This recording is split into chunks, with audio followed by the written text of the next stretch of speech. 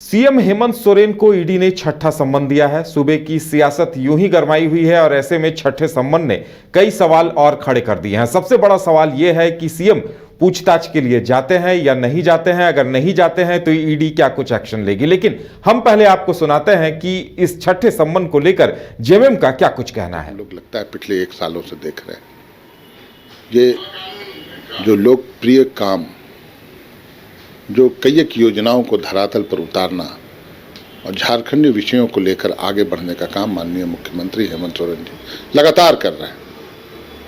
साथ ही 1,38,000 करोड़ रुपए के बकाये की बात है, केंद्र से मांगना पुरजोर तरीके से आवाज़ उठती है हर प्लेटफॉर्म पर माननीय मुख्यमंत्री के द्वारा, वो भी बेचैनी का एक कारण है।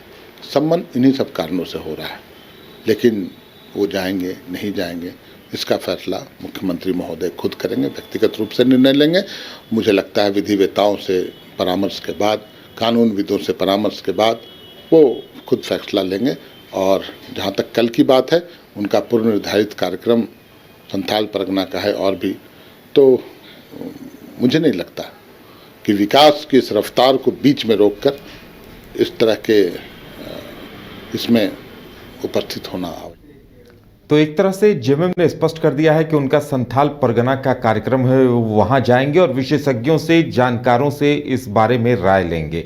अब ज़्यादा जानकारी के लिए इस वक्त हमारे साथ हमारे संवाददाता नीरज जुड़े हुए हैं। नीरज, एक तरफ से जेएमएम की तरफ से स्पष्ट कर दिया गया है कि सीएम शायद ही जाएंगे, ऐसे में ये छठा सम्मन है तो, और ईडी ने एक लंबे गैप के बाद, जबकि इस मसले पर सुप्रीम कोर्ट और हाई कोर्ट से याचिका खारिज हो चुकी है, ऐसे में एक बार लंबे गैप के बाद फिर से सम्मन जारी किया गया है, तो क्या कुछ होने के आसार लग रहे हैं? क्या किसी विशेषज्ञ से कोई बातचीत हुई है क्या?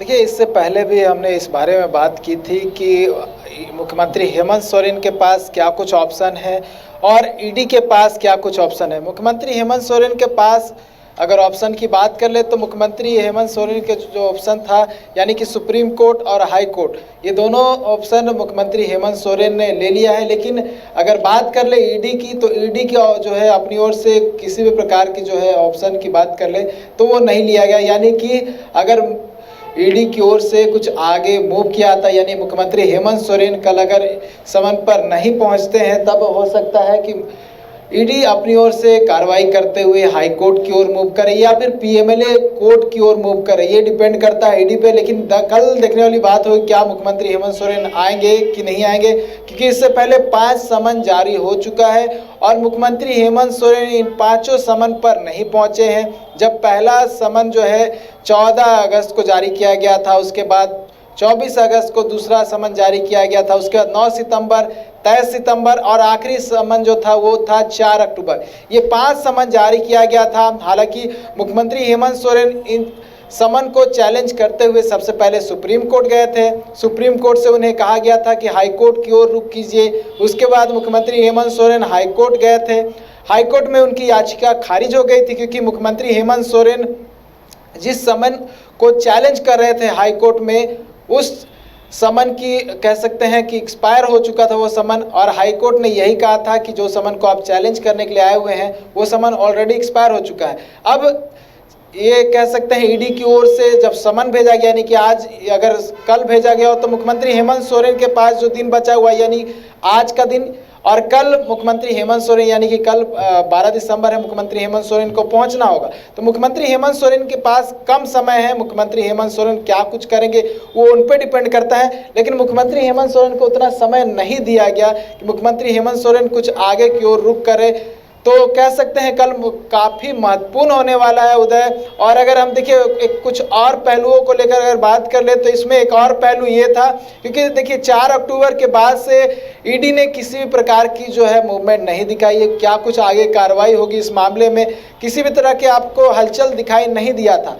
लेकिन कुछ महीनों के बाद से एक बार फिर से मामले में हलचल शुरू हो गया है। सुप्रीम कोर्ट में एक मामले को लेकर जो है सुनवाई चल रही थी, जिसमें कार्ति चिदम्बरम ने एक पुनर्विचार याचिका दाखिल की थी। और ये पुनर्विचार याचिका थी पीएमएलए की विभिन्न धाराओं को चुनौती देने वाली, जो कि 2022 में विजय मदन लाल चौधरी ने एक याचिका दाखिल की थी, जिसमें यही जो धारा 50 और धारा 63 को चैलेंज किया गया था, वो याचिका जो है कहीं ना कहीं खारिज हो गया था। और उसी याचिका को कहीं ना कहीं कार्ति चिदम्बरम ने एक पुनर्विचार याचिका दाखिल करते हुए चैलेंज किया था, जिसको सुप्रीम कोर्ट ने एक्सेप्ट कर लिया था और तीन जजों का बेंच था और इस बेंच ने मामले को एक्सेप्ट किया था और इसमें रेगुलर सुनवाई भी होनी थी और 2 दिन सुनवाई भी हुई। और उसके बाद से अगर बात करें केंद्र सरकार की ओर से तुषार मेहता, जो कि ईडी की ओर से पक्ष रख रहे थे, सॉलिसिटर जनरल हैं, उन्होंने बात रखा था कि 3 जजों में से एक जज जो है वो जल्द ही रिटायर होने वाले हैं।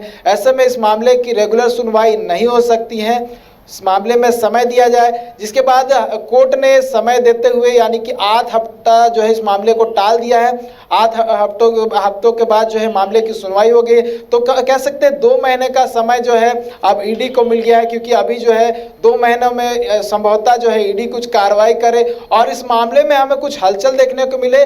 अगर मुख्यमंत्री हेमंत सोरेन कल नहीं जाते हैं तो संभवतः आने वाले समय में हमें कुछ कार्रवाई ईडी की ओर से देखने को मिल सकता है, क्योंकि मुख्यमंत्री हेमंत सोरेन ने अपने सारे ऑप्शंस जो है देख लिए हैं, अब ऑप्शन बचा हुआ है ईडी के पास।